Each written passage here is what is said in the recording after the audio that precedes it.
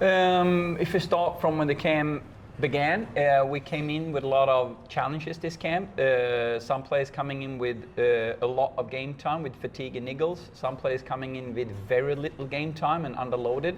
So it was important for us to find the right sweet spot in terms of training load and make sure the one that came in a bit underloaded get the right load that they need to peak on Saturday, and the ones that came in with some fatigue and niggles are fresh on Saturday. And at the same time, we haven't been together for 3 months, and you want to do a lot of things to get everyone on the same page for this extremely important Olympic qualifiers. That was the beginning of camp. I had those feelings then, and now I have a completely different feeling. 5 days into camp, the players are in a really good spot mentally, physically. We see the same picture today in the 11 side in training. It looked phenomenal. So I have a really, really good feeling going into the game tomorrow. Alanna, you have been coming back from injury at Manchester City and have got some game time. How have you felt all week? Yeah, it's been good. As you said, I've been out for a short period of time through injury, so to just be back in consistent training and I guess higher intensity has been good. So yeah, and always good to be back with the girls, and yeah, we're all really looking forward to the challenge ahead. As always, please use the raise your hand function if you'd like to ask a question. I'll start it off with Erin Smith. Thanks, Anne.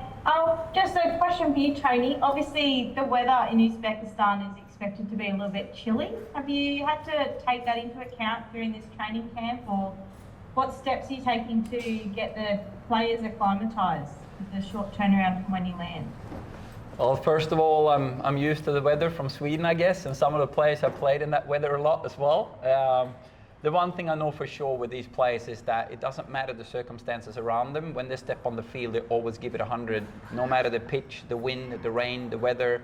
They played in very different weathers before. And obviously I have my sports science and medical team that do a tremendous job in terms of acclimatization and, you know, whether it's nutrition or whether it's recovery or training load or prepping for weather as well. So I'm sure we're going to be well prepared once the game kick off. Follow up, Erin? Yes, please. Just with Alanna, how are you feeling, and are you looking forward to the match? Do you think it's going to be, what are you expecting from the game against Uzbekistan?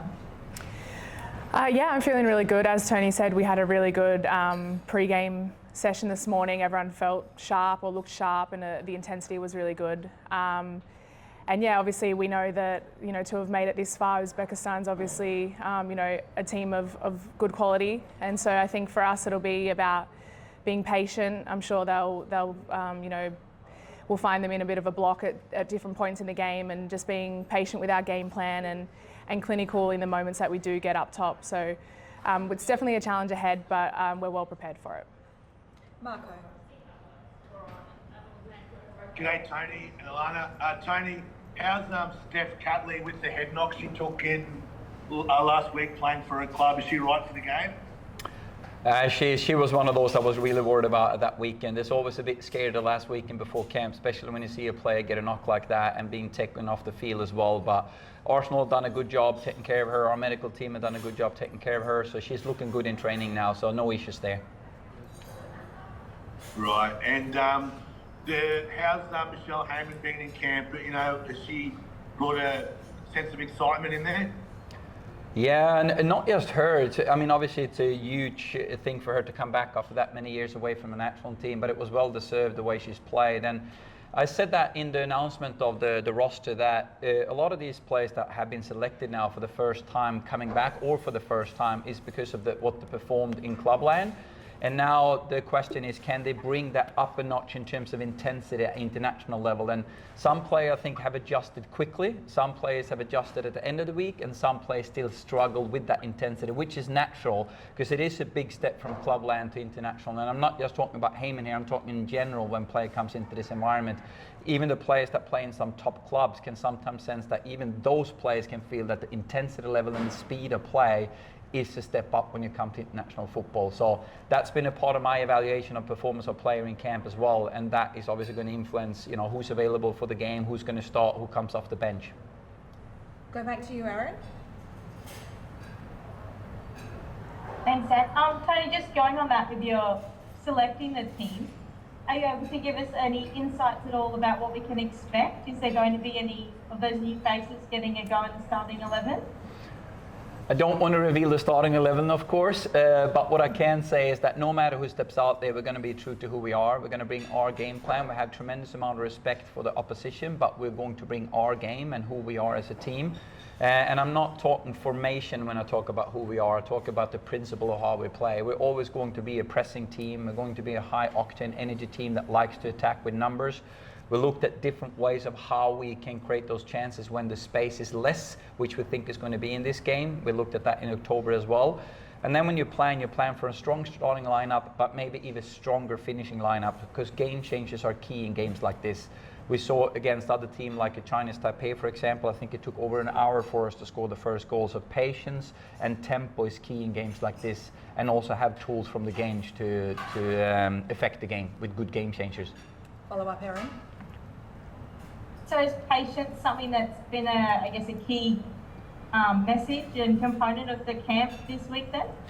Yeah, actually interesting when Alanna sits next to me here, because from a centre back perspective, when you talk about patience, some players can interpret that wrong. It means playing slow because you're patient, right? But it's not about playing slow. And I think Alanna is fantastic on this. She's world class when it comes to controlling the tempo, know when to play fast, know when to find the final pass, know when to change the point and wait for the next opening, know when we need to move the opponent to create space and then penetrate behind. So patience is more about knowing that we might not get the clinical chances straight away. We need to work to create them, and the longer the game goes, the more the space are going to open up for those final passes. And we worked a lot on that this week, especially from a centre-back perspective, and I think Alanna is phenomenal in that area of the field. Did you have any more questions, Erin, before I go back to Marco?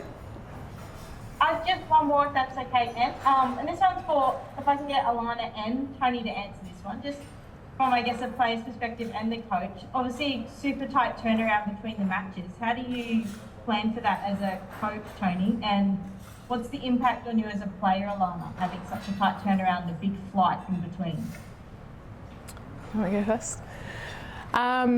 Yeah, it's obviously not ideal, but I think as footballers, it's something that we're very used to, particularly being from Australia and the travel that we have compared to other national teams. And so I think if anyone's well prepared for it, it'll be us. And of course, there's the extra 1%ers that you have to be more careful with, and looking after your body, recovery, what you eat. And so that, I think that'll be obviously what we prioritise during those few days, as well as just getting our legs going as well from the long flight. So as a player, I think it's about the mindset and what we can do to be mentally prepared, but as well as physically with the short turnaround.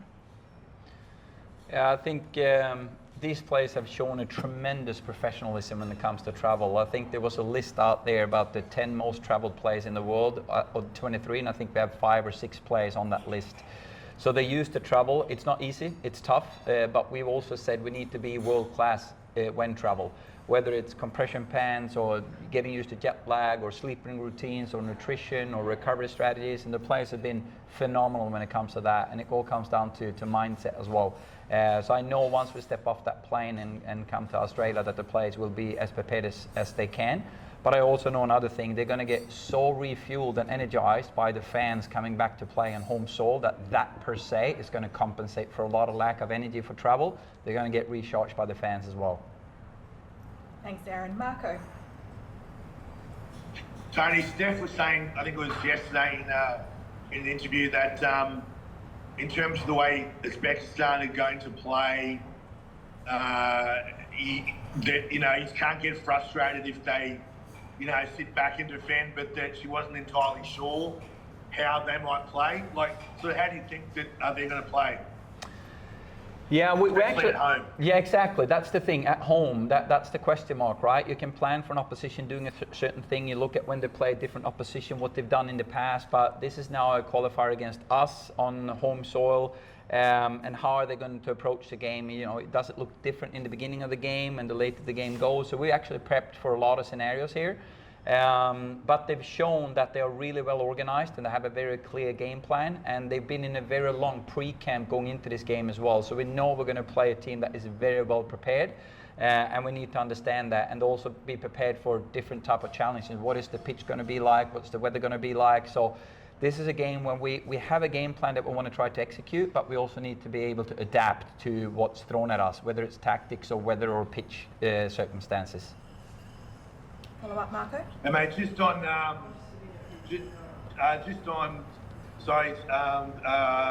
like another player that's back in the squad, Chloe Lagazo. Was it emotional for her this week being in camp after everything she went through to try and get back and then missing out on the World Cup squad? Yeah, you can see a very happy face and a lot of hugs from teammates when she came in, and it was well deserved as well. I know what a tough journey she's went through, and I also have to credit her professionalism, the way she supported the team throughout the World Cup, being that disappointed not being selected and be there for the teammates, be there for the team the way she was. So it almost felt like she was part of the team in the World Cup, even though she was not in the roster. And that, for me, is professionalism, caring about the team, no matter if you play or sit in the stands or on the bench. So that's a true team player. Got time for one more question each. I'll start with you, Marco. Tony, one more. You were saying about before the need for starters and finishers. I guess over 2 legs and with the short turnaround, can we expect to see, I don't know, maybe a few changes, or the starters and finishers that, say, maybe, the sort of finishers tomorrow night might, possibly come into the starting team on Wednesday, or will it depend on the result of tomorrow night's game? I think you're onto something here. As coaches, you always try to plan for the perfect scenario, right? But you can never control in football because you never know where the game goes and when are you doing substitute, how many minutes is it? So sometimes when you have a plan, you need to just throw it away and then do something else. So adaptable to what's in front of us is key, but there is a couple of players, I can say that without revealing lineups, there is a couple of players, like I said, came in with overload and niggles that we need to be mindful. Do we use them now in this first game? If we do so, how many minutes? How is that going to influence their availability in the second game?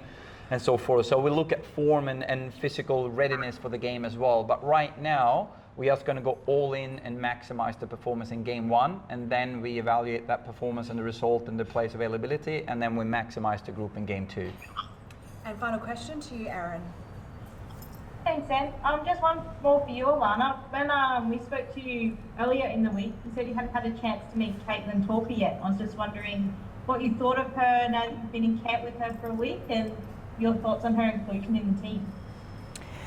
Yeah, I think I'd come up against her a couple of times in the W League years ago, so I was familiar with her and her name, but yeah, obviously hadn't met her in person. But I think she's come in and done really well. I think she's one of those players who has adapted to the level quite quickly, and quite a mature head on her shoulders as well. It can be an intimidating environment at times, and she's come in and held her own.